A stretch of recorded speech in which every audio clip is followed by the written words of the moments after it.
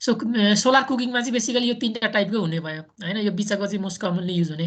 तपाईले सिम्पल यस्तो डिजाइन पनि गर्न सक्नुहुन्छ, सानोतिनो प्रोजेक्टहरु मिनी प्रोजेक्टहरु पनि गर्न सक्नुहुन्छ है। जस्तै केयुको स्टुडेन्टहरुले गरेको थियो, म चाहिँ त्यहाँ एक्सटर्नल एक्जामिनरहरु जाँदाखेरि उनीहरुले यस्तो खालको डिजाइन गरेको थियो। इभन त्यहाँको क्यान्टिनको लागि केयुमा हैन, क्यान्टिनमा कति खाना पकाउनु पर्छ, कति चाहिन्छ भन्ने कुरा सबै उनीहरुले एस्टिमेसन गरेर यस्तो खालको डिजाइन गरेको थियो। डिजाइन गर्ने, यसको पर्फर्मेन्स एनालाइसिस गर्ने, कति पैसा पर्छ, के पर्छ, यसको कस्टिङ गर्ने, यस्तो खालको प्रोजेक्टहरु तपाईले पनि गर्न सक्नुहुन्छ यो, किनभने टोटली मेकानिकल नै भयो यो पार्टहरु चाहिँ। अब हेर्नुस् त सोलर ड्रायरमा दुईटा चीज हुने भयो। सोलर थर्मलको एप्लिकेसनमा चाहिँ एउटा चाहिँ सोलर वाटर हिटिङको एउटा एप्लिकेसन भयो र अर्को एप्लिकेसन चाहिँ सोलर कुकिङ अथवा सोलर ड्राइङ हैन, खाना पकाउनको लागि र सुकाउनको लागि। सोलर ड्रायरमा हेर्नुस् त अब यो बेसिकली बेसिक कुराहरु नै छ यहाँनिर। Sun is use as the direct source for drying food items and cloth. अब यो भन्ने पर्यो हैन, गाउँघरतिर तपाई चाहिँ बिस्कुट सुकाउने भन्छ, बिस्कुट कहाँ सुकाउने त भन्दाखेरि घाममा सुकाउने। तर प्रब्लम के, जस्तै गाउँघरमा बिस्कुट सुकाउँदाखेरि त प्रब्लम के हुन्छ, यतिकै घाममा चाहिँ डाइरेक्ट सनलाइटमा चाहिँ एक्सपोज हुने भयो हैन। सो कन्टामिनेसन हुने चान्स भयो हैन। धुलोहरु, त्यसपछि एटमोस्फियरमा हुने डटहरु, त्यसले गर्दाखेरि चाहिँ हाम्रो चाहिँ कन्टामिनेट हुने चान्स भयो। अर्को यो एनिमल हैन, वरिपरि केही एनिमल छ भने उनीहरुले चाहिँ फोहोर गर्ने, खाने चान्स हुने भयो हैन, किरामिरा पर्ने चान्स हुने भयो।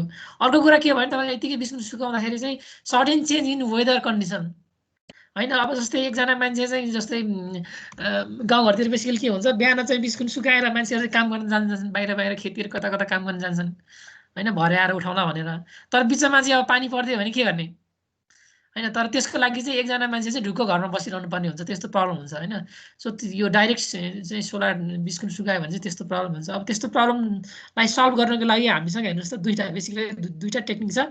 एउटा चाहिँ डाइरेक्ट सोलर ड्रायर, अहिले हामीले ट्रेडिसनली युज गरेको चाहिँ डाइरेक्ट चाहिँ सनलाइटमा एक्सपोज गर्ने टाइपको भयो। तर हामीले सोलर ड्रायर डिजाइन गर्न सक्ने भए त्यसमा पनि एउटा डाइरेक्ट सोलर ड्रायर भन्ने छ, अर्को चाहिँ इनडाइरेक्ट सोलर ड्रायर भन्ने छ। सो यो डाइरेक्ट सोलर ड्रायरमा चाहिँ यसमा खास केही पनि हुँदैन।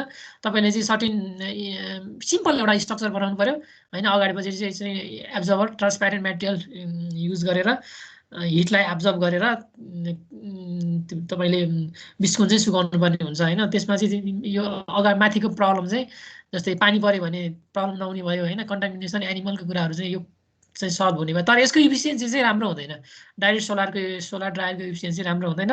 र यसलाई हामी के पनि गर्न सक्दैन भने यसको हिट कन्ट्रोल पनि गर्न सक्दैनौँ। सिम्पली तपाईले एक्सपोज गर्ने हो हैन, जति इनर्जी आउँछ तपाई। तर अब कति टाइमसम्म राख्ने के गर्ने भन्ने कुरा चाहिँ त्यसमा माथि चाहिँ डिजाइन हुँदैन। तर यो हेर्नुस् इनडाइरेक्ट सोलर ड्रायरमा चाहिँ कस्तो डिजाइन हुन्छ यसमा, यो फिगर हेर्नुस् तलपट्टि है। इनडाइरेक्टमा चाहिँ के हुन्छ भने यो हाम्रो बिस्कुटलाई जुन चाहिँ यो एग्रो प्रोडक्ट छ अथवा जे चिज चाहिँ ड्राई गर्नुपर्ने हो त्यसलाई हामी डाइरेक्टली सनमा चाहिँ एक्सपोज गर्दैनौँ। कसरी चाहिँ यो ड्राई हुन्छ भने यो हट एयर थ्रु चाहिँ ड्राई हुन्छ। जस्तै हेर्नुस् त यहाँनिर यस्तो खालको एउटा स्ट्रक्चर छ हैन। यसले चाहिँ यहाँनिर चाहिँ ब्ल्याक बडी, ब्ल्याक सर्फेस यहाँनिर हुने भयो। यसले चाहिँ हिटलाई, सनलाइटलाई चाहिँ हिटमा कन्भर्ट गर्ने भयो, रेडिएट चाहिँ एब्जर्ब गर्ने भयो। कोल्ड एयर पास भइरहेछ, कोल्ड एयर चाहिँ हिटेड हुने भयो र हट एयर चाहिँ हाम्रो कहाँ जान्छ त अब यो एग्रो प्रोडक्टमा जाने भयो। सो अब यो एयरले चाहिँ यसलाई चाहिँ तताउने भयो, ड्राई गर्ने भयो। भनेपछि अब हामीले यो एयरलाई चाहिँ कन्ट्रोल गर्न सक्छौँ, कति एयर दिने, कति चाहिँ हिट दिने भन्ने कुरा चाहिँ हामी यसलाई कन्ट्रोल गर्न सक्छौँ हैन। यो पनि एउटा एकदम सिम्पल डिजाइन हो। बेसिकली अब यस्तो खालको डिजाइनहरु चाहिँ युज हुन्छ कमर्सियली। मैले अस्ति तपाईलाई भने हैन, यो चाहिँ अदुवा सुकाउने, अलैँची सुकाउने के भन्ने छ नेपालको पूर्वी भागमा, यस्तो खालको चाहिँ युज भइरहेको हुन्छ। र अर्को थर्मलको एप्लिकेसन हेर्नुस् त यहाँनिर, यो चाहिँ कन्सन्ट्रेटेड सोलर पावर सिस्टम है। योभन्दा अगाडिको चाहिँ हिट एप्लिकेसनको भयो, हिटलाई डाइरेक्टली युज गर्ने। तर यो अब यसमा चाहिँ यो सिएसपी भन्छ, यो पनि पपुलर नै छ। यो सिएसपीले चाहिँ के गर्छ त, यो हिट इनर्जीलाई इलेक्ट्रिकल इनर्जीमा चाहिँ कन्भर्ट गर्छ। अब तपाईले अब स्टिम टर्बाइनहरु युज गर्न सक्ने भयो अथवा हिट इन्जिनहरु युज गर्न सक्ने भयो हैन। सो यो सिएसपी भनेको चाहिँ त्यो हो। त्यसले चाहिँ के गर्छ त, सनलाइट चाहिँ कन्सन्ट्रेट गर्छ, कुनै एउटा पोइन्टमा कन्सन्ट्रेट गर्छ र त्यो हिट इनर्जीलाई चाहिँ इलेक्ट्रिकल इनर्जीमा कन्भर्ट गर्छ। बेसिकली दिस इज अल्सो हेर्नुस् त 1 2 3 भन्ने 3 टाइप्सको रहेछ। एउटा ट्रफ सिस्टम, अर्को पावर टावर सिस्टम र डिस इन्जिन सिस्टम। ट्रफ सिस्टम भनेको चाहिँ हेर्नुस् त, यो चाहिँ यु शेपको प्याराबोलिक रिफ्लेक्टरहरु छ। यो सबै रिफ्लेक्टर हो, मिररहरू हो। सो यसले चाहिँ यहाँनिर यो यु सेपको चाहिँ यो फोकल पोइन्ट छ। यो फोकल पोइन्टमा चाहिँ मैले चाहिँ फ्लुइडलाई चाहिँ सर्कुलेट गरिरहेको हुन्छु भनेपछि सबै हिट चाहिँ यो फोकस पोइन्टमा चाहिँ कन्सन्ट्रेट हुने भयो। अनि यो मुभिङ फ्लुइडले चाहिँ यो हिटलाई चाहिँ एब्जर्ब गरेर अब यो फ्लुइड चाहिँ हिटेड हुने भयो। जस्तै यहाँनिर चाहिँ ओइल हो भने यो ओइल चाहिँ तात्ने भयो। त्यो ओइललाई चाहिँ तातो ओइललाई चाहिँ हामीले उतापट्टि पावर प्लान्ट तपाईँले यतातिर देख्न सक्नुहुन्छ। त्यो पावर प्लान्टले चाहिँ के गर्छ त त्यो तातो ओइललाई चाहिँ पानीलाई चाहिँ स्टिम बनाउनको लागि चाहिँ युज हुन्छ। त्यसपछि तपाईँले स्टिम टर्बाइन युज गरेर इलेक्ट्रिसिटी प्रडक्सन गर्नुको लागि युज हुन्छ। यो ट्रप सिस्टममा चाहिँ त्यति धेरै युज भएको हुँदैन। यो बेसिकली यस्तो पनि हुन्छ भन्ने कुरा तपाईँले देख्नु पर्यो है। अब हेर्नु त सबैभन्दा पपुलर भनेको चाहिँ यो पावर टावर सिस्टम। यहाँ हेर्नुहोस् त यो प्रोजेक्ट छ एउटा CSP प्रोजेक्ट। यो 110 मेगावाटको क्यालिफोर्नियामा। हेर्नुहोस् त यहाँ यो फिगर हेर्दै क्लियर हुन्छ। जस्तै यहाँ एउटा टावर छ, यसको नामै हेर्नु त पावर टावर सिस्टम। यो टावरमा चाहिँ पावर नै यो टावरले रिसिभ गर्छ। यो यहाँ सानो सानो तपाईँले ऐना देख्नुहुन्छ यो सबै रिफ्लेक्टर हो। यो चाहिँ अब ओम्नी डिरेक्सनल हुन्छ होइन। अब सन यो ब्याकको यो ट्रफ सिस्टममा चाहिँ यसलाई चाहिँ सनलाई हामीले ट्र्याक गर्न सक्ने भयौँ। तपाईँले यो ट्रफलाई नै यो सेपलाई नै तपाईँले चाहिँ सनसँग चाहिँ जहिले पनि तपाईँले सनतिर चाहिँ प्रोपोर्सनल हुने गरी परपेन्डिकुलर हुने गरी यसलाई चाहिँ ट्र्याकिङ गर्न सक्ने भयो, सनतिर फर्काउन सक्ने भयो। तर यो चाहिँ फिक्स सिस्टम हुन्छ। यो टावर चाहिँ फिक्स सिस्टम हुने भयो। त्यही भएर यसको वरिपरि हामीले के गर्नु पर्यो त यस्तो खालको रिफ्लेक्टरहरू राख्नु पर्यो। र सबै यो रिफ्लेक्टरले को चाहिँ हेर्नु यो एकदमै तपाईँले यहाँ एउटा सेतो देख्नुहुन्छ हटस्पट। यो एकदमै हिटेड भएर हटस्पट फर्मेसनमा हुन्छ।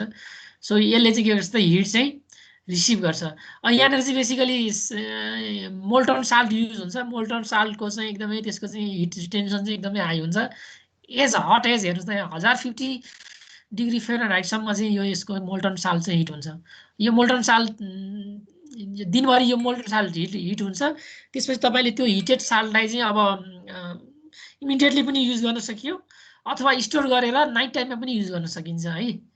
यो चाहिँ यस्तो खालको सोलर चाहिँ यो स्टोरेज प्रोजेक्ट एउटा चाहिँ स्टोरेज प्रोजेक्टको इक्जाम्पल पनि हो। सोलर पिभीमा चाहिँ तपाईँले सनसाइन हाउन्जेल इनर्जी चाहिँ जेनेरेट गर्न सकिने भयो सोलर पिभीमा चाहिँ। तर यस्तो CSPमा चाहिँ तपाईँले मोल्टन साल्टमा चाहिँ हिटलाई चाहिँ स्टोर गरेर राख्न सक्छ। यो स्टोर गरेको हिटलाई चाहिँ तपाईँले अब इभन क्लाउडीको कन्डिसनमा अथवा इभन अफ डे नाइटको टाइममा पनि तपाईँले इनर्जी चाहिँ जेर्न सक्छ। अब यसको प्रिन्सिपल त्यही नै हो। त्यो मोल्टन साल्ट हुन्छ, त्यो साल्टलाई चाहिँ यहाँ त्यसको बेसमा चाहिँ पावर प्लान्ट छ। त्यो पावर प्लान्टले चाहिँ यो हिट इनर्जीलाई चाहिँ स्टिममा कन्भर्ट गरेर स्टिम टर्बाइनबाट इलेक्ट्रिसिटी प्रडक्सन हुन्छ है। त्यसपछि अर्को खालको यस्तो पनि छ हेर्नुहोस् त यो डिस सिस्टम भन्छ। यस्तो खालको डिस सिस्टम भन्छ। यसको प्रिन्सिपल पनि त्यही नै हो। तर यसमा चाहिँ स्टिम टर्बाइन नभएर हेर्नुहोस् त यहाँनिर कम्बसन इन्जिन अथवा हाइड्रोजन अथवा हेलियम ग्यासको चाहिँ हिट इन्जिन हुन्छ भनौँ न। बेसिकली यो ग्यासले चाहिँ ग्यास चाहिँ एक्सपान्सन भएर चाहिँ यो हिट इन्जिन चाहिँ अपरेट हुन्छ। यसको पनि प्रिन्सिपल चाहिँ सेम नै हो। सोलर रेडिएसनलाई चाहिँ यसको फोकसमा चाहिँ फोकस हुने भयो। सो बेसिकली यो तीनटा टाइपको चाहिँ कन्सन्ट्रेटर सिस्टम भन्छ। यसलाई किन कन्सन्ट्रेसन भनेको भने सोलर रेडिएसनलाई चाहिँ यसले चाहिँ कन्सन्ट्रेट गर्न सक्छ है। र अब सबैभन्दा इम्पोर्टेन्ट हेर्नु त सोलर पिभी। सोलर पिभी भनेको यो फोटोभोल्टाइक भन्छ। पिभी भनेको फोटोभोल्टाइकको सर्ट फर्म। र यो स्लाइड हेर्ने बित्तिकै तपाईँले यो सोलर पिभी भनेको के हो भन्ने कुरा चाहिँ यसको थियोरिटिकल प्रिन्सिपल के हो भन्ने कुरा चाहिँ तपाईँले यो स्लाइडमै सबै कुरा छ, डिटेल चिज यसमै छ। जस्तै तपाईँले कुनै प्यानल एउटा सोलर प्यानल हेर्नुहुन्छ भने दिस इज सोलर प्यानल। हेर्नुहोस् त यो सोलर प्यानल। यो सोलर प्यानलको फ्रन्ट साइड, किनभने सोलर प्यानल भनेको एउटा पिएन जङ्सन हो, पिएन डायोड हो। डायोडै बुझ्नुहोस् यसलाई होइन। तर यसको अपरेसनमा चाहिँ अलिकति फरक छ। पी टाइप र एन टाइपको मेटेरियल हुन्छ। हेर्नुहोस् न यहाँनिर upper layer is P type material, N type material. हाम्रो सनतिर एक्सपोज हुने भनेको एन टाइपको मेटेरियल हो। यसको ब्याक साइडमा चाहिँ पी टाइपको मेटेरियल हुन्छ र यो बिचमा पी र एनको बिचमा चाहिँ डिफ्लेक्सन लेयर, यसलाई पिएन जङ्सन भन्छ, पिएन जङ्सन हुन्छ है। सो सनले चाहिँ स्ट्राइक फोटोनले स्ट्राइक गर्यो भने यहाँ चाहिँ इलेक्ट्रोन चाहिँ इमिट हुन्छ। त्यो इलेक्ट्रोनलाई चाहिँ मैले एक्सटर्नल सर्टेन पाथ दिएँ भने त्यो पाथ फर इक्जाम्पल यसमा एक्सटर्नल पाथको चाहिँ चार्ज फ्लो हुने भयो। त्यसलाई हामी करेन्ट भन्छ होइन। सो यसरी करेन्ट फ्लो भन्ने चाहिँ भयो भने चाहिँ हामीले त्यो करेन्टलाई चाहिँ युज गर्न सकिने भयो। यसमा बेसिक कुराहरू छ, यो फिजिक्सको कुराहरू छ। जस्तै मेटेरियल यो सेमी कन्डक्टरको अलिकति यसमा तपाईँलाई ब्याकग्राउन्ड चाहिँ चाहिन्छ। किनभने यो सोलर सेल भनेको चाहिँ टोटली सेमी कन्डक्टर हो है, इलेक्ट्रोनिक्स हो। अब यो सेमी कन्डक्टरको त अब तपाईँलाई क्लियरै छ होइन। Semi conductor basically conductor, insulator र सेमी कन्डक्टर हुन्छ मेटेरियल्समा। किन सेमी कन्डक्टर नै युज हुन्छ ल भन्नुहोस् त। हामीसँग कन्डक्टर पनि छ, इन्सुलेटर पनि छ, इलेक्ट्रिसिटी कन्डक्सनको लागि कन्डक्टर छ। गर्नुहोस् त, के अरे म्युट गर्नुहोस् त भाइ, पछाडि कसको ब्याकग्राउन्ड नोइज आइरहेछ, म्युट गर्नुहोस् त। भन्नुहोस् त हामीलाई चाहिँ सेमी कन्डक्टर नै किन चाहियो? कन्डक्टरमा हामी कि त आइदर हामीलाई इलेक्ट्रिसिटी पास गर्नुपर्ने हुन्छ, अर इलेक्ट्रिसिटी चाहिँ करेन्ट चाहिँ पास गर्नुपर्ने हुन्छ, अर करेन्ट चाहिँ स्टप गर्नुपर्ने हुन्छ कन्टिन्युस सर्किटमा होइन। करेन्ट पास गर्नको लागि हामीसँग गुड कन्डक्टर छ, कपर होइन, हामीसँग गुड इन्सुलेटर छ, तर यस बिचको सेमी कन्डक्टर किन चाहियो?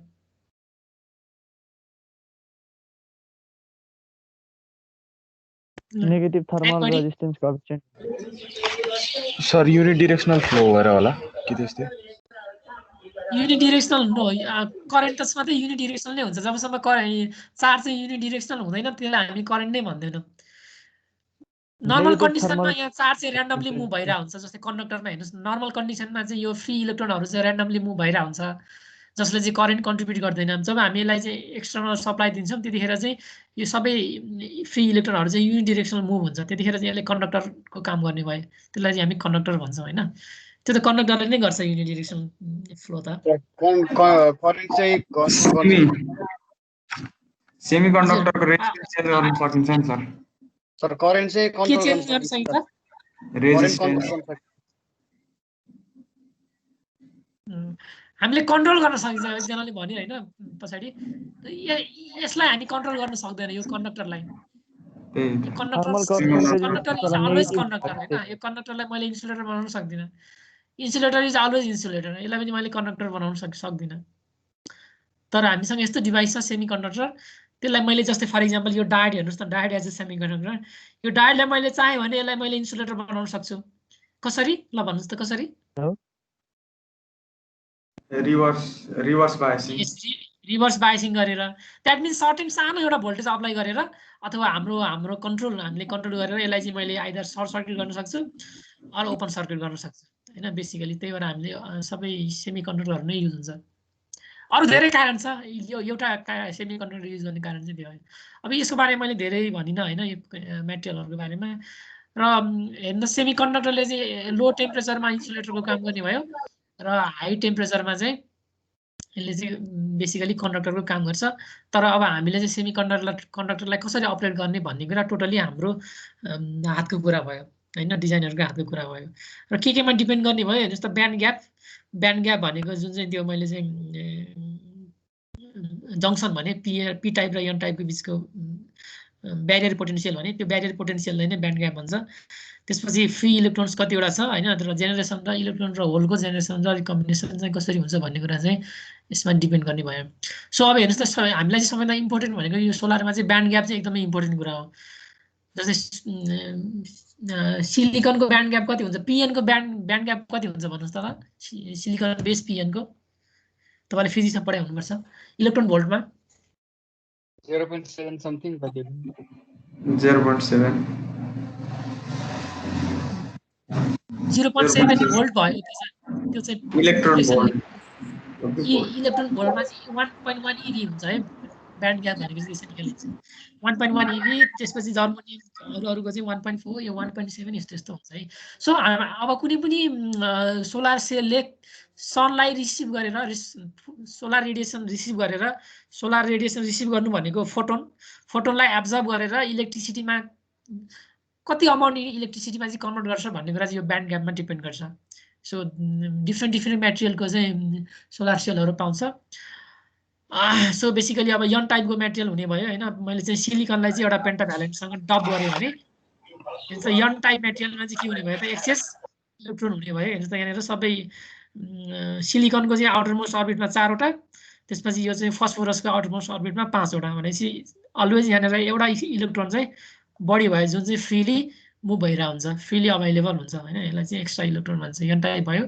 सिमिलरली मैले चाहिँ टेट्राभ्यालेन्टसँग ड्रप गरेँ भने पी टाइप भयो। यो चाहिँ एउटालाई चाहिँ डोनर भन्छ, अर्कोलाई चाहिँ एक्सेप्टर भन्छ। यो बेसिक कुराहरू हो, तपाईँले चाहिँ पढिसकेको कुरा सर मैले हजुर मैले यो भन्दा बाहेकको कुरा सोधेँ सर एकचोटि त्यो अलि अगाडि सोध्नु पर्ने थियो सर त्यो मैले त्यो इनर्जीको उसमा के सर इनर्जी जेनेरेसनमा मेकानिकल्ली जेनेरेटेड इनर्जी र अब यसरी फोटोभोल्टाइकहरूबाट जेनेरेटेड इनर्जीमा के फरक हुन्छ सर मैले कतै मोमेन्टमको कुरा सुनेको थिएँ क्या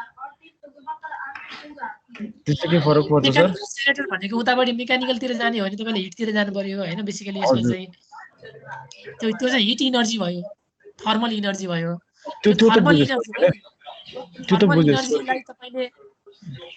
थर्मल इनर्जीलाई तपाईले चाहिँ इलेक्ट्रिकल इनर्जीमा कन्भर्ट गर्नु पर्यो कन्भर्ट गर्दाखेरि कन्भर्सन लस हुन्छ फर एक्जाम्पल हेर्नुस् न तपाईले फर एक्जाम्पल डिजल जेनेरेटर भन्नुस् नि हाम्रो चाहिँ इलेक्ट्रिसिटी निकाल्ने डिजल जेनेरेटर छ नि घर घरमा अफिसहरुमा त्यो डिजल जेनेरेटरले चाहिँ डिजललाई बर्न गर्यो एकदम नोइज आइरहेछ कस्तो नवीन तिम्रो म्युट गर्दै न 1 लिटर डिजललाई यदि तपाईले बर्न गर्ने हो भने किनभने डिजलको त हरेक फ्युलको त तपाईको चाहिँ त्यसको चाहिँ क्यालोरिफिक भ्यालु हुन्छ हिटिङ भ्यालु हुन्छ हो सो तपाईले 1 लिटर डिजललाई यदि बर्न गर्ने हो भने डिजल जेनेरेटरमा तपाईले 1 लिटर डिजललाई चाहिँ बर्न गर्ने हो भने उले चाहिँ करिब 10 युनिट थर्मल इनर्जी दिन्छ 10 किलोवाट आवर थर्मल इनर्जी दिन्छ त्यो भनेको चाहिँ अब थर्मलको फर्ममा भयो तर हामीलाई त इलेक्ट्रिसिटी चाहिने हो अब त्यो थर्मल इनर्जीलाई चाहिँ तपाईले चाहिँ इलेक्ट्रिसिटीमा कन्भर्ट गर्दाखेरि 70% इनर्जी चाहिँ लस हुन्छ तपाईले अल्टिमेटली पाउने भनेको चाहिँ 3.3 अराउन्ड 3 अथवा 3.3 युनिट मात्र हो that means 10 kilowatt hour thermal इनर्जीबाट तपाईले चाहिँ इलेक्ट्रिसिटी पाउने भनेको 3.3 युनिट मात्र भने त्यति धेरै इनर्जी चाहिँ लस हुन्छ हाम्रो चाहिँ डिजल बेस अथवा अटोमोबाइलमा पनि त्यही हो हैन आईसी भेहिकलमा पनि त्यही नै हो अस्ति पनि मैले एउटा चार्ट देखाएँ त्यो मेकानिकल इनर्जीलाई चाहिँ तपाईले इन युज इनर्जीमा चाहिँ जस्तै इलेक्ट्रिकललाई चाहिँ इन युज भन्ने हो भने इन युज भनेको जस्तै मैले मेरो घरमा चाहिँ ल्यापटप चलाउँछु भने that is in use energy भयो हैन सो त्यसरी कन्भर्जन गर्नुपर्छ कन्भर्जन गर्दाखेरि इनर्जी लस हुन्छ त्यो इनर्जी चाहिँ एकदमै लो ग्रेडको इनर्जी हुन्छ भनेर मैले चाहिँ सेकेन्ड ल अफ थर्मोडायनामिक्समा भने नि एकदमै लो ग्रेडको इनर्जी हुन्छ त्यो इनर्जीलाई चाहिँ हामी रिकभर गरेर फेरि हुन त त्यसलाई रिजेनेरेसन भन्छ हैन कोजेनेरेसन भन्छ तर धेरै ठाउँमा चाहिँ त्यो पोसिबल हुँदैन त्यो हिटलाई चाहिँ हामी ट्याप गर्न सक्दैनौँ है अब तपाईले के क्वेशन सोधेको चाहिँ I hope you got the answer है ओके अब यो बेसिक पिएन जंक्सन भयो यसको बारेमा मैले तपाईलाई धेरै भनिन है फरवर्ड बायस गर्ने कि बायस भनेको नै भोल्टेज सप्लाई गर्ने हैन तपाईले कसरी चाहिँ भोल्टेज सप्लाई गर्ने भन्ने कुरा भयो मैले तपाईले किन यो सबै चीज किन देखाइरा छु भने हामीले जुन सोलर सेल पढ्छौं सोलर सेल भनेको पनि एक्ज्याक्टली पिएन डायोड नै हो पिएन जंक्सन नै हो त्यसमा थोरै चीज मात्र फरक हुन्छ के फरक हुन्छ म तपाईलाई भन्छु ल हेर्नुस् है यहाँनिर यो अघि कुरा भयो अप्पर लेयर चाहिँ एन टाइप मेटेरियल हैन यसको ब्याक साइडको सोलर प्यानलको पछाडिपट्टिको लेयर भनेको चाहिँ पी टाइपको मेटेरियल हुने भयो चाहिँ इलेक्ट्रोन यो चाहिँ ग्रिडहरु राखेको हुन्छ यसरी इलेक्ट्रोनहरु फ्लो होस् भन्नको लागि र इलेक्ट्रोन एक्साइटेड भइसकेपछि बाहिरबाट यसरी चाहिँ फ्लो हुन्छ र यसको सिम्बल हेर्नुस् त यहाँनिर यो डायोड नै हो पीवी सेल सिम्बल भनेको यो एउटा दुईटा एरो भएन भने यो डायोड नै हो तर यो दुईटा एरोले चाहिँ के देखाइरहेछ त यो सोलर सेल हो भन्ने कुरा देखाइरहेछ है सो डायोडले चाहिँ इनर्जी कन्ज्युम गर्छ डायोडलाई हामीले एक्सटर्नल इनर्जी दिनुपर्ने हुन्छ जस्तै बायसिङबाट दिनुपर्ने हुन्छ भने यसले चाहिँ इनर्जी चाहिँ जेनेरेट गर्छ त्यही भएर यस्तो खालको सिम्बल राखेको है फरक त्यति मात्र हो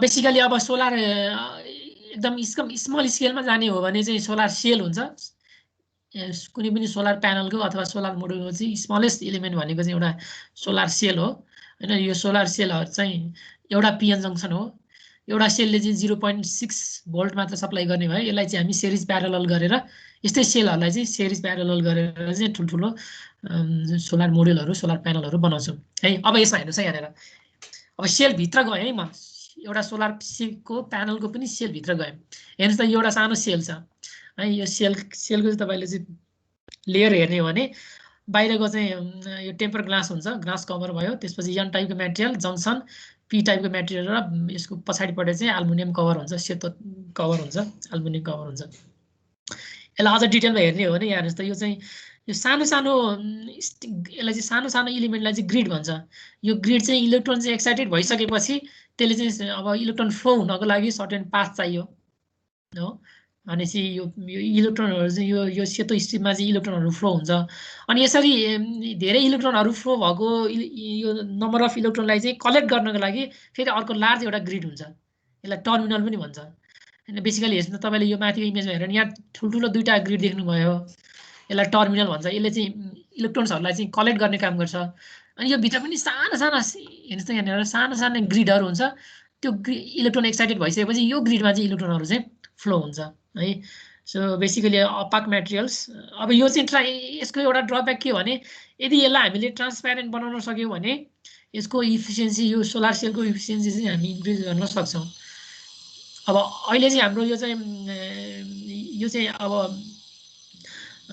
सिल्भरको हुन्छ बेसिकली होइन अलिकति रेसिस्टेन्स कम होस् ओमिक रेसिस्टेन्स कम होस् भनेर सिल्भरहरू राखेको हुन्छ तर अब सिल्भर चाहिँ अब ट्रान्सप्यारेन्ट भएन सो ट्रान्सप्यारेन्ट नभएपछि यसले चाहिँ सर्टेन अमाउन्टको सोलर फोटोनलाई चाहिँ ब्लक गरिदिन्छ ब्लक गरेर यो भित्रको सेलमा चाहिँ फोटोन चाहिँ सेलसम्म पुग्न पाउँदैन त्यसले गर्दाखेरि त्यसले रिलिज गर्ने इलेक्ट्रोन चाहिँ कम हुन्छ यसलाई पनि हामीले ट्रान्सप्यारेन्ट बनाउन सक्यो भने रिसर्चहरू धेरै भइरहेछ अहिले ट्रान्सप्यारेन्ट चाहिँ ग्राफिनहरूको ट्रान्सप्यारेन्ट मेटेरियलहरू पनि आइरहेछ त्यो भयो भने चाहिँ सोलर सेलको इफिसियन्सी चाहिँ एकदमै बढाउन सकिन्छ है सो यो ग्रिडले चाहिँ के गर्छ त अब यो राख्नै पर्ने हुन्छ इलेक्ट्रोन कलेक्सन गर्नको लागि तर it reduce the conversion efficiency कसरी रिड्युस गर्छ भने यसले चाहिँ सर्टेन फोटोनलाई चाहिँ यसले ब्लक गरिदिन्छ भित्र चाहिँ सेमी कन्डक्टरसँग पुग्न दिँदैन सो अब हेर्नुहोस् न यहाँ एउटा स्मलेस्ट इलिमेन्ट भनेको सेल भयो होइन यो सेल चाहिँ 0.6 भोल्टको हुने भयो तर मलाई चाहिँ कुनै पनि डिभाइसलाई अपरेट गर्न मिनिमम पनि 12 भोल्ट 24 भोल्ट चाहियो होइन सो यसलाई मैले सिरिजमा राखेँ भने एउटा मोड्युल भन्छ एउटा मोड्युल भयो यो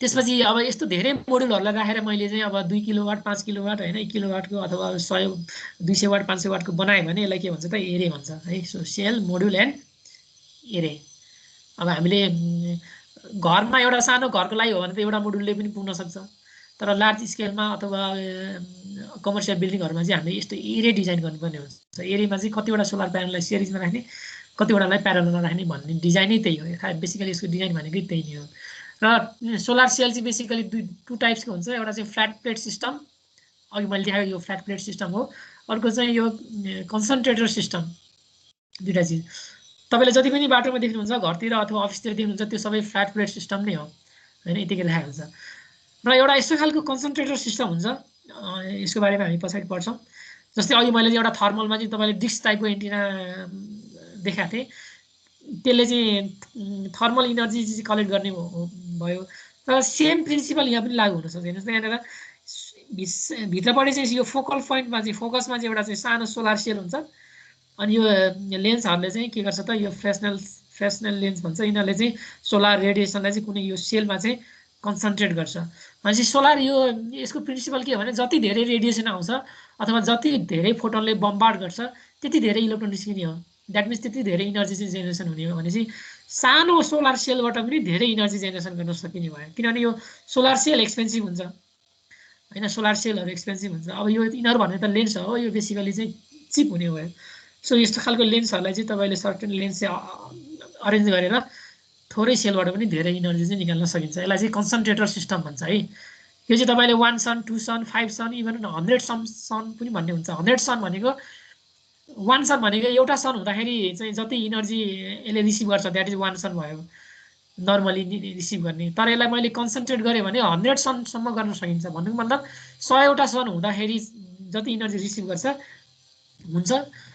थियोरिटिकली त्यतिसम्म पनि यसलाई चाहिँ कन्सन्ट्रेट गर्न सकिन्छ भन्ने यसको चाहिँ प्रिन्सिपल अब यो फोटो इलेक्ट्रिक इफेक्ट अब मैले यो धेरै भन्नु परेन होइन बेसिकली अघि मैले चाहिँ एउटा ब्यान्ड ग्यापको कुरा गरेँ यहाँ हेर्नुहोस् त ब्यान्ड ग्याप यो एचम्यू भन्ने फोटोनले चाहिँ यो फोटोनको इनर्जी एचम्यू होइन यहाँनिर फोटोनको इनर्जी एचम्यू त्यसपछि इजी भनेको चाहिँ यसको चाहिँ कुनै पनि सेमी कन्डक्टर मेटेरियलको अथवा सोलर सेलको चाहिँ ब्यान्ड ग्याप भन्नुहोस् होइन जस्तै यो एउटा फिगर छ यसको चाहिँ ब्यान्ड ग्याप इनर्जी भन्नुहोस् जस्तै अघि मैले 1.1 इलेक्ट्रोन सिलिकन बेसको चाहिँ 1.1 इलेक्ट्रोन भोल्ट भने सो अब कम्पेयर गर्नु पऱ्यो होइन फोटोनको इनर्जी र हाम्रो ब्यान्ड ग्याप इनर्जीसँग कम्पेयर गर्नु पऱ्यो भने हेर्नुहोस् त यहाँनिर इफ फोटोनको इनर्जी चाहिँ ब्यान्ड ग्याप इनर्जीभन्दा कम भयो भने द इन्सिडेन्ट लाइट ट्रान्सप्यारेन्ट भनेको मतलब त्यतिखेर चाहिँ त्यो लाइट चाहिँ ट्रान्सप्यारेन्ट भएर जान्छ त्यसले चाहिँ इनर्जी जेनेरेसन गर्दैन इलेक्ट्रिसिटी जेनेरेसन हुँदैन है फर्स्ट केसमा द्याट मिन्स यो चाहिँ फोटोनको इनर्जी कम हुनुको मतलब एकदमै लो रेडिएसन छ सोलर रेडिएसनै छैन अथवा एकदमै थोरै रेडिएसन छ भने त्यतिखेर चाहिँ फोटोको इनर्जी कम आउने भयो। तर एटलिस्ट ब्यान्ड ग्यापसँग बराबर हुनुपर्छ। ब्यान्ड ग्याप भन्दा कम भयो भने त्यतिखेर त्यो फोटोन इनर्जी काम लाग्दैन, सबै चाहिँ ट्रान्सप्यारेन्ट भएर जाने भयो। अब बढी भयो भने के हुन्छ हेर्नुहोस् त यहाँनिर हाम्रो ब्यान्ड ग्याप इनर्जी भन्दा फोटोनको इनर्जी बढी भयो भने बेसिकली यो हुन्छ, हाम्रो प्र्याक्टिकल चाहिँ यो केस हुन्छ। सो बढी भयो भने चाहिँ जति इक्विभ्यालेन्ट हो, यो बिचको केसले त्यो भन्छ जति इक्विभ्यालेन्ट हो त्यति चाहिँ हाम्रो इलेक्ट्रिसिटीमा कन्भर्ट हुन्छ हैन। हाम्रो जस्तै ब्यान्ड ग्याप चाहिँ 1.1 EV छ भने फोटोनको चाहिँ 1.1 EV इक्विभ्यालेन्ट इनर्जी चाहिँ हाम्रो चाहिँ इलेक्ट्रिसिटीमा कन्भर्ट हुने भयो। अनि बाँकी इनर्जी चाहिँ यसले चाहिँ एब्जर्ब गर्न सक्दैन, त्यो चाहिँ एज अ हिटको फर्ममा चाहिँ लस हुन्छ। त्यही भएर तपाईँले सोलर प्यानलको पछाडिपट्टि चाहिँ कुनै बेला घाममा राखेको बेला पछाडि छाम्यो भने चाहिँ त्यो प्यानल एकदमै हिटेड भइरहेको हुन्छ, 40, 45, 50 डिग्री सेन्टिग्रेडसम्म पुगेको हुन्छ त्यसको टेम्परेचर चाहिँ है। सो धेरै इनर्जी चाहिँ लस हुन्छ। अब यस्तो नहोस् भन्नको लागि हामीले के गर्न सक्छौँ त, यो ब्यान्ड ग्याप बढाउन सकिन्छ। हेर्नुहोस् त यहाँनिर फोटोनको इनर्जी त हाई आइरहेछ मानौँ, तर हाम्रो चाहिँ लिमिटेसन चाहिँ कसले गर्ने भयो त, ब्यान्ड ग्यापले गर्ने भयो भने चाहिँ ब्यान्ड ग्यापको इनर्जी बढाउनको लागि अब मैले के गर्न सक्छु त, अब एउटा जङ्सनको त फिक्स नै हुन्छ, पिएनको एउटा जङ्सनको त फिक्स नै हुन्छ। अब इनर्जीलाई बढाउनको लागि मल्टी जङ्सन गर्नुपर्ने हुन्छ। धेरै मेटेरियलहरूलाई चाहिँ मैले चाहिँ मल्टी जङ्सन बनाएर धेरैवटा जङ्सन बनाएर चाहिँ ब्यान्ड ग्याप इनर्जीलाई चाहिँ बढाउन सक्छु। अब त्यस्तो खालको सोलर सेलहरू पनि छ, त्यसलाई मल्टी जङ्सन सोलर सेल भन्छ। त्यसको इफिसियन्सी चाहिँ 40-45% सम्म छ हैन। यो सिंगल जङ्सनको चाहिँ अहिले चाहिँ मार्केटमा करिब 20% छ।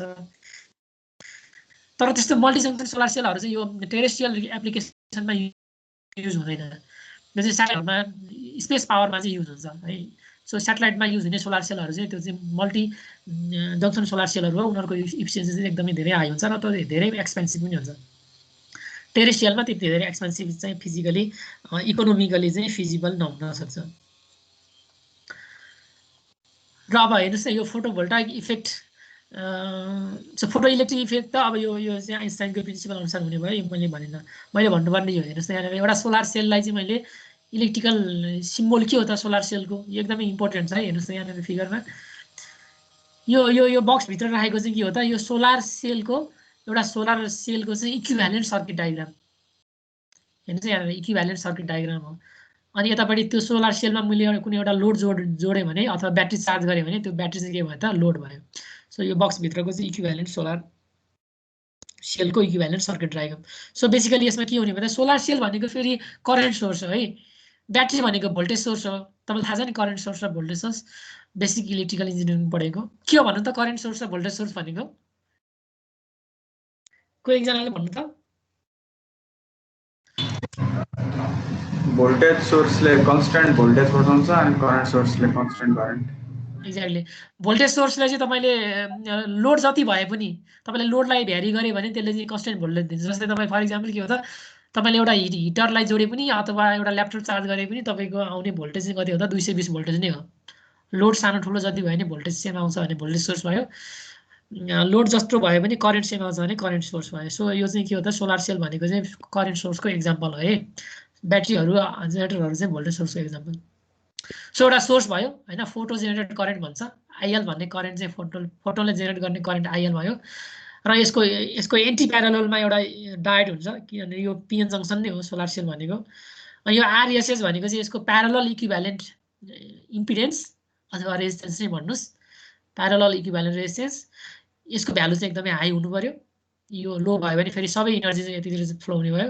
र अर्को यो आरएस भनेको चाहिँ सिरिज इक्विभ्यालेन्ट रेजिस्टेन्स, आरएसको भ्यालु चाहिँ थोरै हुनु पर्यो, आरएसएसको भ्यालु चाहिँ धेरै हुनु पर्यो हैन। सो थोरै इनर्जी भयो भने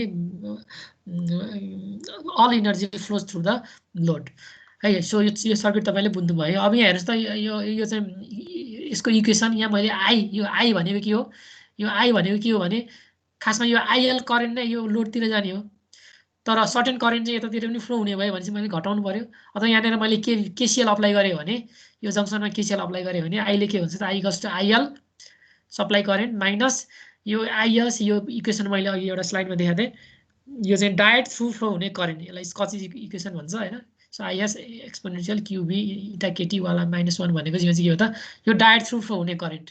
सो आइएल माइनस यो करेन्ट पनि घटाउनु पर्यो, त्यसपछि यहाँ यसमा फ्लो हुने करेन्ट पनि घटाउनु पर्यो, आरएसएसमा फ्लो हुने करेन्ट पनि घटाउनु पर्यो। सो आरएसएसमा फ्लो हुने करेन्ट भनेको हेर्नुहोस् यहाँनिर भोल्टेज, यसले देख्ने भोल्टेज डिभाइड बाई यसको चाहिँ रेजिस्टेन्स इम्पिडेन्स। अब भोल्टेज चाहिँ दुईवटा भोल्टेज देख्ने भयो। यो दिस इज हेर्नुहोस् यहाँ मैले केभिएल अप्लाई गरेँ भने यहाँ ड्रप हुने भोल्टेज भनेको आइआरएस भयो। त्यसपछि यो आउटपुट भोल्टेज भनेको बी। यसको प्यारललको भोल्टेज भने कति भयो त, किनभने प्यारलल भोल्टेज सेम हुन्छ। यो टर्मिनल देख्ने भोल्टेज र यो टर्मिनल देख्ने भोल्टेज सेम भयो। सो भोल्टेज डिभाइड बाई यसको रेजिस्टेन्स गऱ्यो भने यो करेन्ट आयो। बेसिकली यो करेन्ट पनि एकदमै लो हुन्छ किनभने यसको यो आरएसएसको भ्यालु एकदमै हाई हुन्छ र यो कुनै डायोडबाट फ्लो हुने करेन्ट पनि यो रिभर्स स्याचुरेसन करेन्टको भ्यालु चाहिँ एकदमै कम हुन्छ। सो यो पनि एकदमै कम हुन्छ भने चाहिँ यसलाई हामीले थियोरिटिकली के गर्न सक्छौँ, यो दुईवटा टर्ममा चाहिँ नेग्लेक्ट गर्न सक्छौँ। त्यसलाई नेग्लेक्ट गर्ने हो भने सिम्पली के भयो त, आई भनेको लोडमा जाने करेन्ट भनेको यो आइएल नै हुन्छ, फोटो जेनेरेटेड करेन्ट नै हुन्छ अथवा लाइट इन्ड्युस्ड करेन्ट भन्छ यसलाई है। सो सबै करेन्ट नै लोडतिर चाहिँ सप्लाई गर्नुपर्ने हाम्रो चाहिँ टार्गेट भयो। र यसलाई मैले यसमा दुईवटा चिज हुन्छ, एउटा सर्ट सर्किट करेन्ट र ओपन सर्किट भोल्टेज भन्ने हुन्छ है। कुनै पनि लोडलाई मैले सर्ट गरेँ भने म्याक्सिमम करेन्ट फ्लो हुने भयो र कुनै पनि लोडलाई मैले ओपन गरेँ भने म्याक्सिमम भोल्टेज त्यसले देखाउने भयो होइन। जस्तै फर इक्जाम्पल मैले ब्याट्रीलाई कुनै एउटा ब्याट्रीलाई चाहिँ ओपन गरेँ, ब्याट्रीलाई डाइरेक्टली मैले मल्टिमिटरले भोल्टेज मेजर गरेँ भने त्यसले चाहिँ लेट्स से 13 भोल्टेज देखाउला, 13 भोल्ट देखाउला। तर ब्याट्रीलाई मैले कुनै एउटा लोडसँग जोडेर त्यसले भोल्टेज मेजर गरेँ भने अलवेज त्यसले चाहिँ 13 भन्दा कम देखाउँछ होइन। यदि तपाईँले प्र्याक्टिकली गरेको छैन भने गर्न सक्नुहुन्छ। That means open circuit voltage र लोड जोड्दाखेरिको भोल्टेजको केस चाहिँ फरक हुने। सो भिओसी भनेको ओपन सर्किट भोल्टेज यो अलवेज म्याक्सिमम हुन्छ र आइएससी भनेको सर्ट सर्किट करेन्ट यो पनि अलवेज म्याक्सिमम हुने भयो। सो भिओसी यसलाई मैले चाहिँ नेग्लेक्ट गरेँ भने भिओसी अथवा यहाँबाट मैले भिओसी निकालेँ भने यो इक्वेसनलाई म्यानिपुलेट गरेँ भने चाहिँ यति हुने भयो है। र आइएससी भनेको सर्ट सर्किट करेन्ट। अब यसलाई सर्ट गऱ्यो भने के हुन्छ, यो लोडलाई मैले सर्ट गरेँ भने सबै करेन्ट चाहिँ कता जाने भयो त, यो लोड थ्रु फ्लो हुने भयो। त्यतिखेर चाहिँ यो सर्किट सेलले चाहिँ म्याक्सिमम करेन्ट दिन्छ। त्यही भएर तपाईँले कुनै पनि सोलर प्यानललाई सर्ट गराउन सकिन्छ, सोलर प्यानललाई सर्ट गर्न मिल्छ। ब्याट्रीलाई सर्ट गर्नु हुँदैन कहिले पनि, तर सोलर प्यानललाई अथवा सोलर सेललाई चाहिँ सर्ट गर्न सकिन्छ किनभने यो लिमिटेड करेन्ट क्यापेसिटी हुन्छ यसको।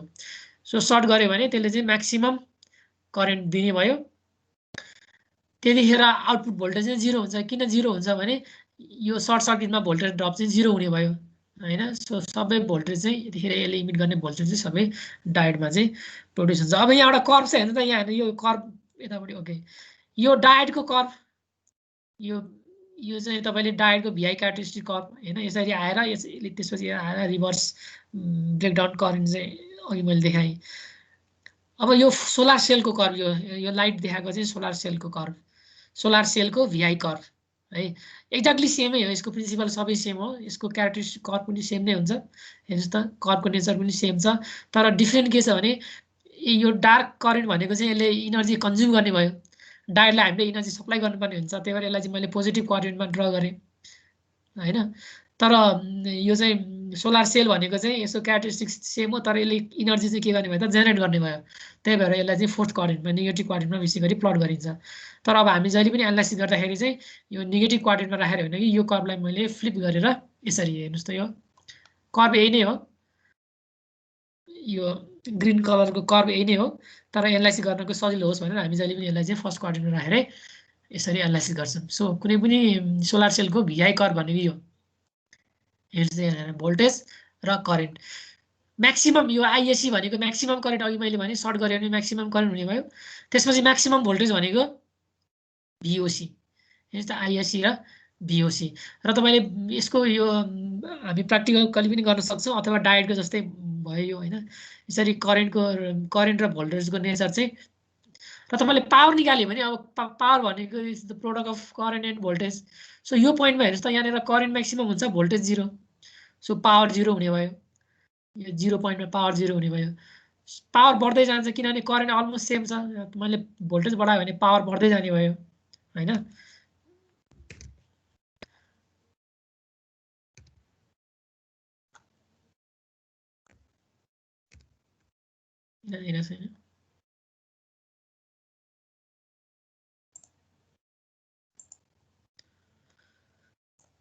हेर्नुहोस् त यहाँनिर पावर 0, यो पोइन्टमा पावर 0, करेन्ट म्याक्सिमम भोल्टेज 0।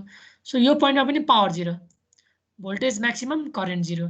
तर अब यो मैले यो यसमा मैले पावरको प्रोडक्ट निकालेँ भने करेन्ट र उसको प्रोडक्ट निकालेँ भने यस्तो हुन्छ। हेर्नुहोस् त बढ्दै जान्छ किनभने करेन्ट अलमोस्ट कन्स्टेन्ट छ, पावर बढ्दै भोल्टेज बढ्दै गइरहेछ, बढ्दै जान्छ। यो पोइन्टमा पुगेपछि हेर्नुहोस् त भोल्टेज चाहिँ बिस्तारै बढिरहेछ तर करेन्ट चाहिँ एब्रप्टली घटिरहेछ भने यस्तो खालको हुने भयो। अझै यसलाई चाहिँ पावर कर्भ भन्छ। सो कुनै पनि यो कर्भमा हेऱ्यो भने दिस इज पावर कर्भ होइन, यो पी, यो चाहिँ भिआई कर्भ भयो। यो मैले बनाएको चाहिँ पावर कर्भ। हेऱ्यो भने कुनै पनि एउटा पोइन्टमा चाहिँ कुनै पनि सोलर सेलको पावर चाहिँ कुनै एउटा पोइन्टमा म्याक्सिमम हुन्छ। त्यो पोइन्टलाई चाहिँ म्याक्सिमम पावर पोइन्ट भनिन्छ।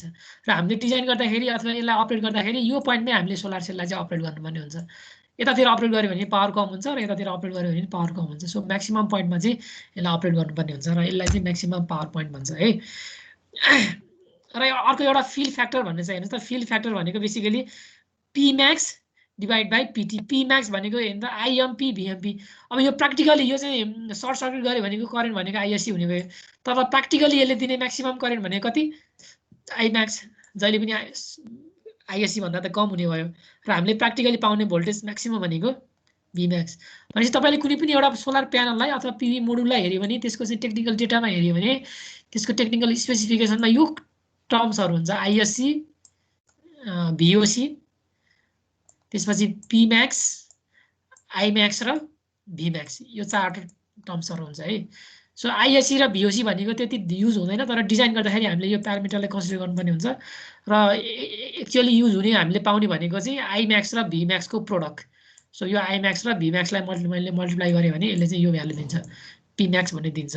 भनेपछि हेर्नुहोस् त यो एक्चुअल हाम्रो थ्योरेटिकल पावर चाहिँ यो भयो, म्याक्सिमम थ्योरेटिकल पावर। तर हामीले एक्चुअल पाउने पावर चाहिँ के हो त, यो भयो भने चाहिँ म्याक्सिमम पावर पोइन्ट यो भयो भने चाहिँ यो कर्भको अन्डरको एरिया निकाल्यो भने मैले पाउने पावर चाहिँ यो मात्र भयो, यो एरिया मात्र भयो। तर यसको थ्योरेटिकल पावर चाहिँ कति भयो त, यो बाहिरको सबै गरेर थ्योरेटिकल पावर भयो। भनेपछि यो दुईटा बक्सको चाहिँ मैले रेसियो निकालेँ भने यो रेसियोलाई चाहिँ फिल फ्याक्टर भन्छ। भन्छ आइएमपी भिएमपी डिभाइड बाई आइएससी भिओसी भनेको करेन्ट र भोल्टेजको म्याक्सिमम भ्यालुलाई मैले मल्टिप्लाई गरेँ भने एउटा पावर आउने भयो र करेन्ट र भोल्टेजको प्र्याक्टिकल भ्यालुलाई मल्टिप्लाई गरेँ भने अर्को पावर आउने। भनेपछि यो थ्योरेटिकल भ्यालुलाई तपाईँले कति प्र्याक्टिकल भ्यालु चाहिँ एचिभ गर्न सकिन्छ त्यो भनेको नि यसको के हो त, फिल फ्याक्टर हुन्छ। बेसिकली यो चाहिँ 70% हुन्छ। भन्नुको मतलब यो बाहिरको रेक्टेङ्गलको 70% एरिया चाहिँ यो भित्रको रेक्टेङ्गलले एटलिस्ट कभर गरेको हुनु पर्यो, 70% अर हायर हुनु पर्यो है फिल फ्याक्टर। र अब इलेक्ट्रिकल क्यारेक्टरिस्टिक्समा टाइम सक्यो भने मलाई चाहिँ अलर्ट गर्नुहोस् है। बेसिकली यो हो नि त भोल्टेज हुने भयो, करेन्ट हुने भयो, सोलर रेडिएसनलाई अब यसमा यो हामीले पढिसक्यौँ धेरै होइन। त्यसपछि त्यसको एरिया कति हुन्छ 1245 मा होइन, ओके ठिक छ। यो चिजहरू हुने भयो। अब यो सोलर सेलमा हेर्नुहोस् है, यो सोलर सेलको आउटपुट चाहिँ आइदर भोल्टेज आउटपुट हुने भयो, करेन्ट आउटपुट हुने भयो, यो रेडिएसन भनेको चाहिँ इनपुट हुने भयो होइन। त्यसपछि अर्को इनपुट भनेको यो पनि हुन्छ, एम्बिएन्ट टेम्परेचर अथवा भित्रको सोलरको सेलको टेम्परेचर। भनेपछि यो दुईटा चाहिँ इनपुट हुने भयो सोलर सेलको लागि, यो दुईटा चाहिँ के भयो त आउटपुट हुने भयो। अथवा यसको मैले प्रोडक्ट निकाल्यो भने अर्को थर्ड आउटपुट भनेको पावर पनि हुने। भनेपछि यो दुईटा इनपुट अनुसार यसको आउटपुट कस्तो कस्तो हुन्छ भन्ने कुरा चाहिँ तपाईँले स्टडी गर्नुपर्ने हुन्छ, थाहा पाउनुपर्ने हुन्छ है। जस्तै मैले सोलर रेडिएसनलाई बढाएँ भने भोल्टेज के हुन्छ, करेन्ट के हुन्छ, टेम्परेचरलाई मैले बढाएँ भने भोल्टेज के हुन्छ, करेन्ट के हुन्छ, अथवा घटायो भने के हुन्छ भन्ने कुरा है। अब यो तपाईँ हामीले प्र्याक्टिकली चाहिँ अब यसको अघि मैले देखाएको चाहिँ कर्भ, यसको चाहिँ भिआई कर्भ चाहिँ कस्तो हुन्छ भनेर मेजर गर्नु पऱ्यो नि। यसरी मैले भोल्टमिटर र एमिटरलाई चाहिँ सिरिज प्यारललमा जोड्नु राख्नु पऱ्यो। र यो अघिकै कुरा भयो हेर्नुहोस् त, यो भिआई कर्भ भयो यो चाहिँ, र मैले देखाएको अघिको पावर कर्भ चाहिँ यो भयो होइन। अब किन सिरिजमा राख्ने हेर्नुहोस् त, सोलरलाई मैले चाहिँ सोलर सेलहरूलाई चाहिँ सिरिज र प्यारललमा राखेर चाहिँ अल्टिमेटली एउटा सोलर मोड्युल बनाउनु पऱ्यो। सिरिजमा राख्न भोल्टेज बढाउनको लागि सिरिजमा राख्नु पऱ्यो होइन। त्यसपछि यो सिरिज भनेको यो रहेछ। त्यसपछि करेन्ट बढाउनको लागि मैले प्यारलल राख्नु पऱ्यो। भनेपछि मलाई करेन्ट पनि बढाउनु पऱ्यो, भोल्टेज पनि बढाउनु पऱ्यो भने यसरी सिरिज र प्यारलल कम्बिनेसनमा राख्नु पऱ्यो है। बेसिकली यस्तो खालको सोलर प्यानलहरू चाहिँ हुन्छ। ल हेर्नुहोस् त यहाँनिर एउटा सोलर मोडल, यो सबै सेलहरू चाहिँ सिरिज कनेक्सन, यो एउटा सेल हो भने यो सबै सेलहरू चाहिँ यसरी सिरिजमा कनेक्सन छ है। तर यो चाहिँ सिरिज कनेक्सन भयो, यो चाहिँ प्यारलल कनेक्सन भयो।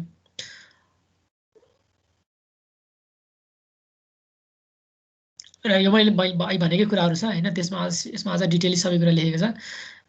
सिङ्गल सेल भयो भने यसको कर्भ कस्तो हुन्छ हैन प्यारलल भयो भने करेन्ट बढ्ने भयो भोल्टेज अलमोस्ट सेम नै हुने भयो सिरिज भयो भने करेन्ट अलमोस्ट सेम भयो भोल्टेज चाहिँ बढ्ने भयो सो सिरिज र प्यारललको कम्बिनेसन कसरी हुन्छ भन्ने कुरा भयो र बेसिकली अब यहाँ हेर्नुस् यो इम्पोर्टेन्ट छ केबाट बनेको हुन्छ त सोलर सेल हैन यो म्यानुफ्याक्चर कसरी गरेको हुन्छ भन्दा एकदमै पपुलर युज भएको चाहिँ यो सिलिकन सोलर सेल्स किनभने सिलिकन भनेको सिलिकनको चाहिँ र मटेरियल कहाँबाट आउँछ सिलिकन स्यान्डबाट आउँछ हैन बालुवाबाट आउँछ स्यान्डबाट आउँछ सर स्यान्डबाट आउँछ यो चाहिँ स्यान्ड भनेको चाहिँ मोस्ट अबन्डेन्ट मटेरियल हैन हाम्रो चाहिँ अर्थमा चाहिँ सबभन्दा धेरै नाइट्रोजन पाउँछ हैन नाइट्रोजन पछि चाहिँ सिलिकन पाउँछ हैन त्यही हिसाबले चाहिँ सबै चीजहरु तपाईले सिलिकनबाटै बनेको देख्न सक्नुहुन्छ है सो प्राय सबै सिलिकनबाट बन्छ यो पनि सिलिकन पनि दुईटा टाइपको छ एउटा चाहिँ क्रिस्टलाइन सिलिकन हैन क्रिस्टलाइन पनि अब यो मोनोक्रिस्टलाइन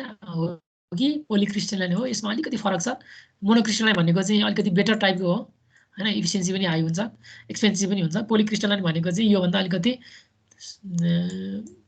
सस्तो इफिसियन्सी कम र किन कम भने यसलाई चाहिँ म्यानुफ्याक्चर गर्न सजिलो सस्तो पर्ने भयो र सबभन्दा धेरै युज हुने भनेको यही नै हो मोनो अथवा पोली यो हामीले देख्ने सबैभन्दा धेरै नेपालमा त प्राय 99% यही नै छ र कुनै कुनै ठाउँमा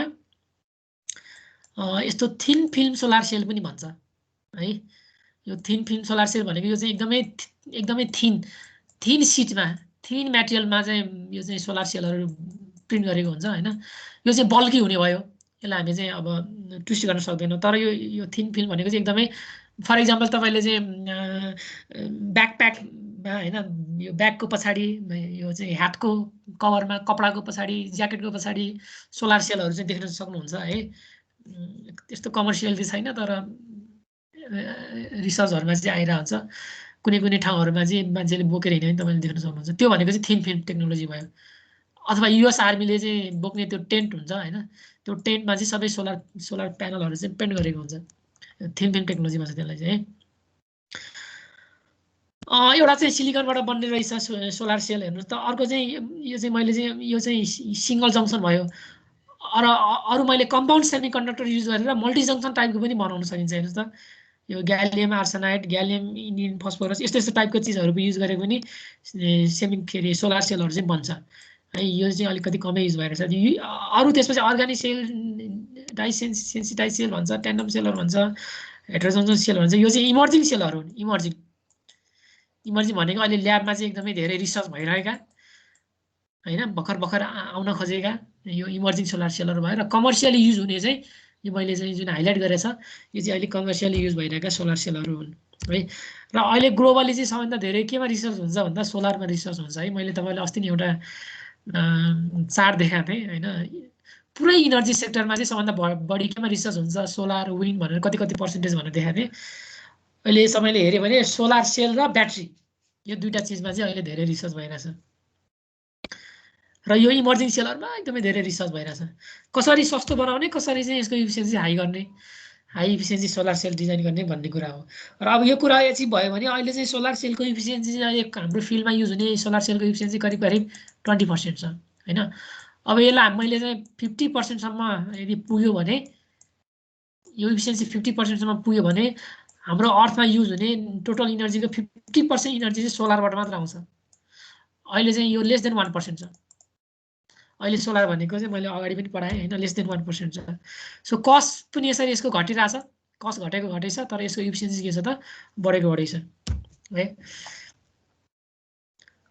ओके त्यही मेटेरियलको कुराहरु भयो हैन अब यो मेटेरियलको यो फिजिक्सको कुराहरु भयो यो हामी धेरै यो भित्र जाँदैनौं र बेसिकली अब यो चाहिँ मेटेरियललाई हेर्यो भने सिलिकनको यो चाहिँ सोलर सेलको टाइप भयो र अब जेनेरेसन अनुसार हेर्ने हो भने हेर्नु त फर्स्ट जेनेरेसन सोलर सेल भनेको चाहिँ यसलाई नै फर्स्ट जेनेरेसन भन्छ यो चाहिँ सबभन्दा पहिला आएको र धेरै कमर्सियल युज भइरहेको यसलाई फर्स्ट जेनेरेसन सोलर सेल भन्छ यो थिन फिल्मलाई चाहिँ यो एमआरएफएस पनि भन्छ त्यसलाई हैन थिन फिल्मलाई चाहिँ सेकेन्ड जेनेरेसन भन्छ र अहिले मैले देखाएको चाहिँ यो इमर्जिङ देखाएँ अदर सेल यिनीहरूलाई चाहिँ थर्ड जेनेरेसन सोलर सेल पनि भन्छ है सो जेनेरेसनको हिसाबले पनि हेर्यो भने चाहिँ 1G 2G र 3G यसरी आउने भयो र अघि मैले देखाएँ हेर्नु त मोनोक्रिस्टलाइनको ल्याबमा इफिसियन्सी 24% हैन फिल्डमा यो धेरै अलि पुरानो डाटा हो यो हैन लेटेस्ट डाटा पाउँछ यो 20% पुगिसक्यो तर हेर्नुहोस् त यहाँनिर मैले देखाउन खोजेको के भने इफिसियन्सी कम्पेयर गर्न खोजेको मोनोक्रिस्टलाइन पोलिक्रिस्टलाइन र एमर्फसको इफिसियन्सी एमर्फस भनेको थिन फिल्म है कति हुन्छ भनेर 24 18 र 13 यसको इफिसियन्सी चाहिँ एकदमै कम छ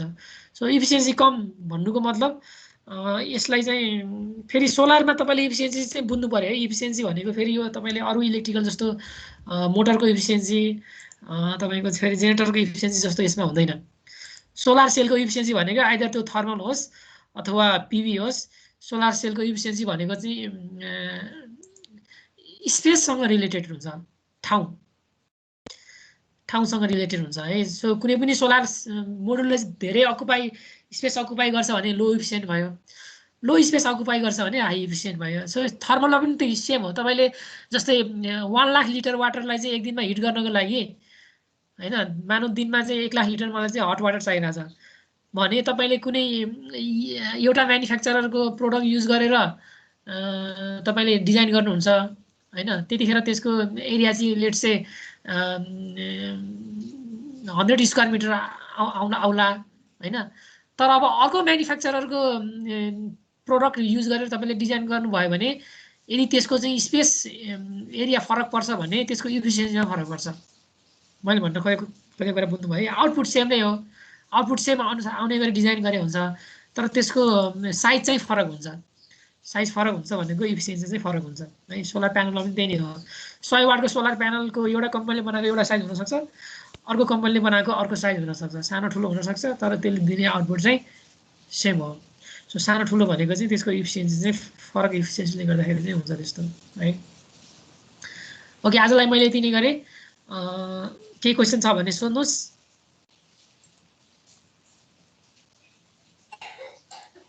थ्याङ्क यू सर छैन सर ल तपाईँले पनि पढ्दै गर्नुहोस् यो फिजिक्सको कुराहरू पनि यसमा छ अर्को क्लासमा हामी कन्टिन्यू गर्छौँ